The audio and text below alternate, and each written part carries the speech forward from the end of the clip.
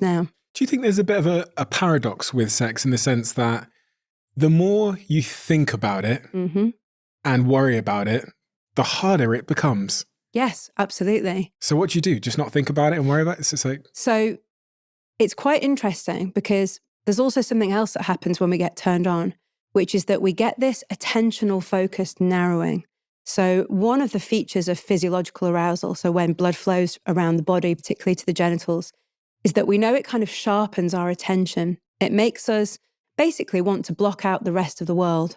And I'm sure we've all had experiences when we've been completely in the moment during sex, when we've not thought about a single other thing that might be happening around us.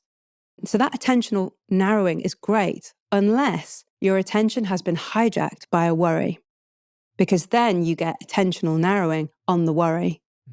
And what happens when we worry about something is that it interferes with sexual response in two main ways. The first is that it takes our attention away from what's erotic, and that turns down the arousal and pleasure, like we talked about earlier on the TV. The second thing that happens is that when we worry about something, that activates our sympathetic nervous system, sending chemical messages around the body saying, don't have sex, there's something to worry about. You know, it can't tell the difference between a modern day worry like this email has come through that's ruined my day versus, you know, a saber-toothed tiger has just walked in. You know, our brains are still primitive in that regard. So what happens is that switches off our sexual response. It might mean that you struggle to get turned on. It might mean that you struggle to feel anything. It might mean that your body doesn't work in the way you want it to.